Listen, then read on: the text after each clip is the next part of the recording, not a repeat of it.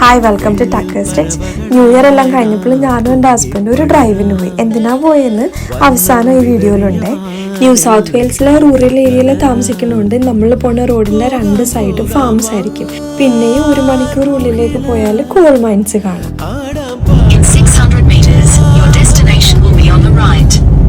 അങ്ങനെ ഞങ്ങൾ 100 കിലോമീറ്റർ ഓടിച്ച് ഞങ്ങളുടെ ഡെസ്റ്റിനേഷൻ എത്തിയിട്ടുണ്ട്. മെയിൻ ഗേറ്റിൽ നിന്ന് വീണ്ടും 1 കിലോമീറ്ററോളം ഓടിക്കണം.